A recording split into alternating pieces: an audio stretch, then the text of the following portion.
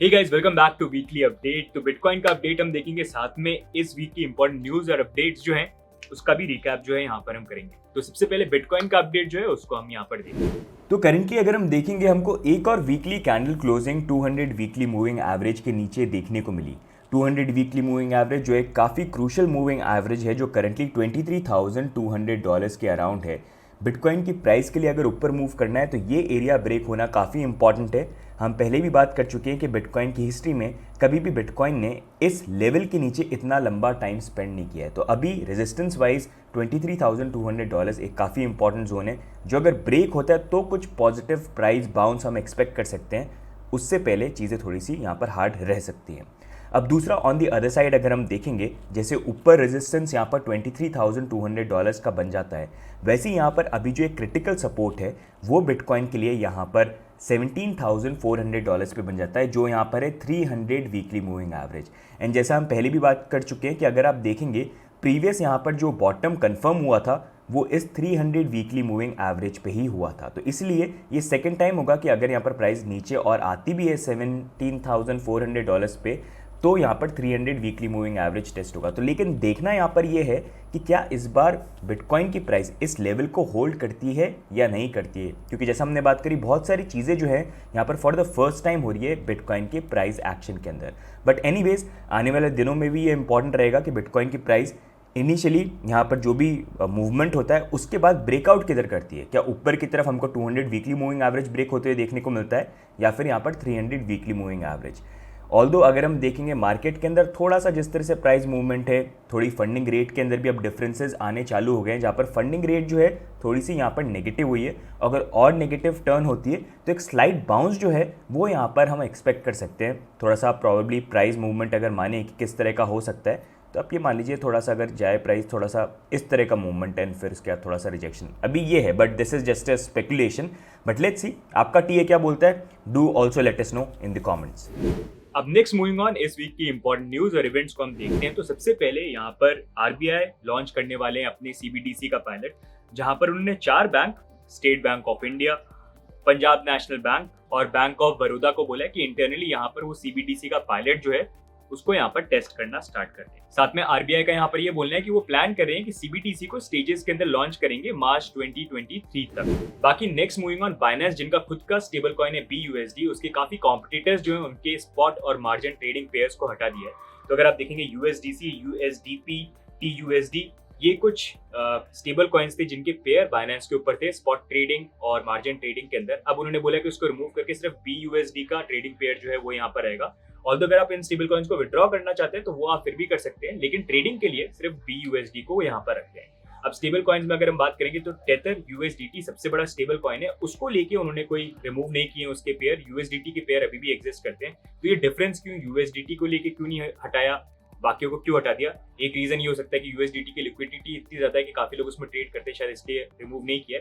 काफी लोगों का ये भी बोलना है कि उनका ये मूव उन्होंने इसलिए किया है, पहले तो इंट्रोड्यूस क्यों किया ये पेयर्स के अंदर, और अब BUSD पे जाना एक तरह से उनकी ट्रिक थी कि लोगों को लेके आना, कहीं ना कहीं कन्वर्ट करना कि वो BUSD के यूजर बन जाए, क्योंकि इससे डेफिनेटली BUSD के अंदर भी ट्रेडिंग वॉल्यूम वगैरह जो है काफी जनरेट होने लग जाएगा।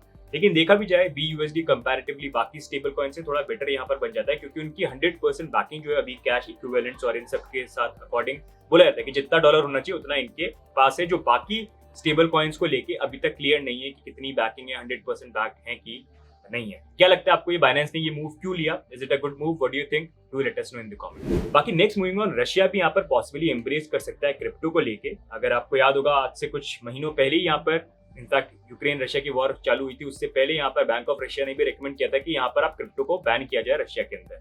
लेकिन अब जब उनका यूक्रेन रशिया की वॉर चालू हो चुकी है, सैंक्शंस लग चुके हैं, तो वहां पर पॉसिबली क्रिप्टो एक मीडियम बन सकता है जिसको वो इंपोर्ट एक्सपोर्ट के लिए या क्रॉस बॉर्डर ट्रांसफर के लिए यहाँ पर यूज कर सकते हैं। तो वो भी एक पॉसिबिलिटी है जो मिनिस्ट्री ऑफ फाइनेंस जो है रशिया के साथ, उनके साथ बात करके वो एक्सप्लोर करने की कोशिश कर रहे हैं। ये चीज जो हमने रिसेंटली देखी थी ईरान के साथ भी, जिनके ऊपर काफी यूएस के सैंक्शंस लगे हुए हैं, तो उनके लिए भी इंपोर्ट एक्सपोर्ट में पेमेंट करना काफी प्रॉब्लम होता है, क्योंकि स्विफ्ट को मेजरली यहाँ पर यूएस और नेटो कंट्रीज जो है वो यहाँ पर कंट्रोल करती हैं।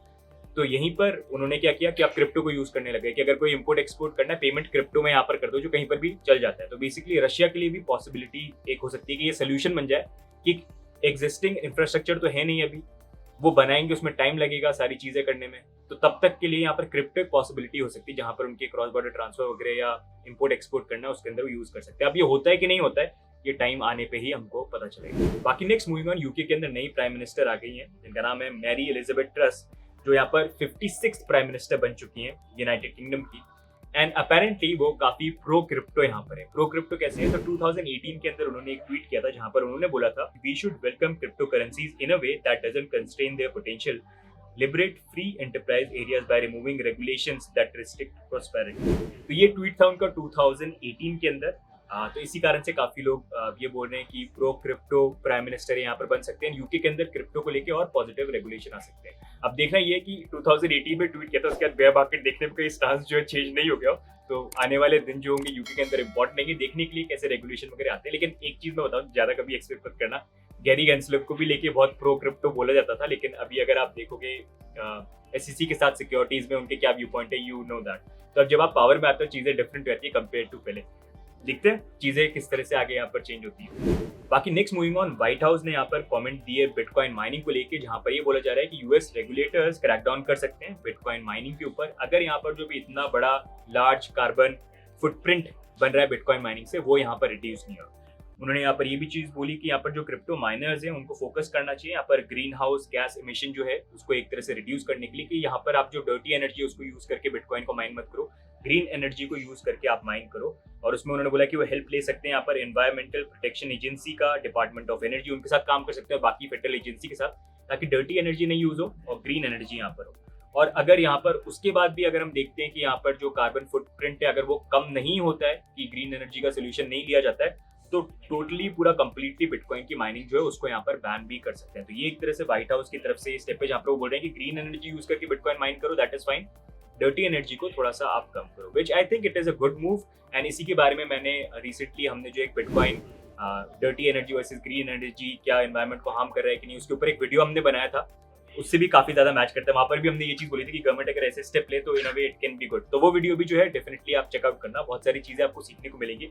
कल को अगर कोई बोलेगा कि बिटकॉइन एनवायरमेंट को हार्म कर रहा है तो उसका भी जवाब जो है उस वीडियो को देखने के बाद आपको मिल जाएगा। बाकी next moving on, ECB European central bank ने 75 बेसिस पॉइंट से इंटरेस्ट रेट को इंक्रीज किया, तो अब वो 0% से यहाँ पर 0.75% बन गया है। ये स्टेप उन्होंने लिया है जो एकदम हाई राइजिंग इन्फ्लेशन यहाँ पर यूरोप के अंदर बढ़ रहा है। अगर आप देखोगे अगस्त 2020 पे इन्फ्लेशन नंबर यूरोजोन का था 9.1%, जो एक तरह से नया ऑल टाइम हाई यहाँ पर बन गया। तो उसी को कंट्रोल करने के लिए यहाँ पर इंटरेस्ट रेट को वो इंक्रीज कर रहे हैं ताकि इन्फ्लेशन थोड़ा यहाँ पर कंट्रोल करे। बाकी next moving on, Coinbase apparently यहाँ पर एक लॉ सूट को फंड कर रहे हैं जो यहाँ पर चैलेंज करने वाला है OFAC, office of foreign asset control. तो बेसिकली ये एक डिपार्टमेंट है जिन्होंने यूएस के अंदर सैंक्शन किया था टोर्नेडो कैश के ऊपर कि उसको कोई भी यूज नहीं करे, या उनके अगेंस्ट में एक्शन लिए जा सकते हैं अगर टोर्नेडो कैश को यूज किया या किसी तरह से भी लिंक हो। तो उसके अगेंस्ट में यहाँ पर एक लॉ सूट फाइल हो रहा है जिसको बेसिकली अपेरेंटली यहाँ पर कॉइनबेस जो फंड कर रहा है। और ये जो लॉ सूट है ये बेसिकली आर्ग्यू यहाँ पर ये करता है कि जो सैंक्शंस यहाँ पर OFAC ने लगाए हैं वो यहाँ पर सही नहीं है और उनके पास ये अथॉरिटी नहीं है। यहाँ पर जो सैंक्शंस लगाए गए हैं ये इनोसेंट जो लोग हैं और जो प्राइवेसी है उसको रिमूव कर रही है क्रिप्टो यूजर्स के लिए, एंड इनोवेशन जो है उसके ऊपर भी रुकावट कहीं ना कहीं लेके आ रही है। उनका बोलना ये है कि यूएस ट्रेजरी जो है वो कर सकती है, अगर उनको सैंक्शन लगाने हैं तो वो लगा सकते हैं, लेकिन उन्होंने यहाँ पर कोई अथॉरिटी यहाँ पर OFAC को नहीं दे रखी कि OFAC अपनी तरफ से सैंक्शंस यहाँ पर लगा पाए। तो उसके अगेंस्ट में वो यहाँ पर आर्ग्यू कर रहे हैं कि अगर OFAC को लगाना है तो उसके लिए उनके पास सैंक्शन की पावर होनी चाहिए जो यहाँ पर है नहीं। अब ये भी एक ये है कि आग के ऊपर किसी तरह से घी डालने वाली बात हो सकती है कॉइनबेस के लिए, तो वो इम्पोर्टेंट रहेगा देखना कि इंडियन ये भी सिचुएशन किस तरह से प्ले आउट होती है, क्योंकि रेगुलेशन वाइज भी काफी सारी प्रॉब्लम्स हैं जो रिसेंटली कॉइनबेस ने यहाँ पर फेस करी है। अब नेक्स्ट मूविंग ऑन, वॉयेजर जो ऑलरेडी यहाँ पर बैंकरप्ट हो चुके हैं वो अपने जो रिमेनिंग एसेट्स है उनको सेल करने वाले हैं 13 सितंबर को। तो बेसिकली ये ऑक्शन होगा जिसके अंदर लोग जो है आके बिडिंग यहाँ पर लगा सकते हैं। अब यहाँ पर इंपॉर्टेंट ये देखना है कि यहाँ पर जो बिडिंग है उसके अंदर कौन पार्टिसिपेट करता है। यहाँ पर FTX और एलिमेडा रिसर्च के जो फाउंडर है सैम, वो भी उसके अंदर बोला जा रहा है कि वो बिड यहाँ पर कर सकते हैं। बाकी देखते हैं और कौन सी कंपनीज है जो इस बिड के अंदर पार्टिसिपेट करते हैं। एक बार ये बिडिंग का प्रोसेस होता है उसके बाद देखते हैं कि जो यूजर्स हैं उनके फंड्स को लेके क्या स्टेप्स जो हैं आगे जाके दिए जाएंगे, जिसको लेके अभी भी कोई क्लैरिटी प्रॉपर तरीके से नहीं आई। बाकी next moving on, micro strategy यहाँ पर प्लान कर रहे हैं और बिटकॉइन का बाय करने का, जहां पर माइक्रो स्ट्रैटेजी ने रिसेंटली अपनी स्टॉक सेल फाइलिंग के अंदर ये बोला कि वो यहाँ पर माइक्रो स्ट्रैटेजी के क्लास A शेयर्स जो हैं उनको सेल करने वाले हैं वर्थ $500 मिलियन। तो उसमें से जो अमाउंट आएगा उससे वो बिटकॉइन बाय कर सकते हैं। अब कितने बाय करेंगे ये तो पता नहीं है, लेकिन जितना अभी तक देखा है माइक्रो स्ट्रेटेजी को, माइकल सेलो को लेके मोस्टली सारे अमाउंट के ही कहीं ना कहीं बाय कर लेते हैं, तो उसके लिए क्लैरिटी नहीं है। बट लेट्स सी कितना वो यहाँ पर बिटकॉइन जो उसको परचेज करते हैं। बाकी यहाँ पर जो उनके एग्जिस्टिंग, उनके पास जो करंटली बिटकॉइन है जो उन्होंने होल्ड कर रखे हैं पहले परचेज करके, उसको सेल को लेके अभी भी कोई स्पेसिफिक इन्फॉर्मेशन जो है यहाँ पर आई नहीं कि कब वो प्लान कर रहे हैं उसको सेल करने का या उसमें प्रॉफिट बुक करने का। तो गाइस, जो गए इस वीक के इंपॉर्टेंट न्यूज और अपडेट्स। अब देखते हैं fun fact of the week. तो क्या आपको पता है 2013 के अंदर सिर्फ मात्र पूरे क्रिप्टो स्पेस के अंदर 50 क्रिप्टो करेंसीज एग्जिस्ट करती थी, लेकिन अब 2022 कुछ साल बाद अगर हम यहाँ पर देखेंगे तो आज की डेट में वो 50 से बढ़ के यहाँ पर हो गई है 20,268 क्रिप्टो करेंसी। अब नेक्स्ट मूविंग ऑन, इस वीक के टॉप गेनर्स और टॉप लूजर्स को हम देखते हैं।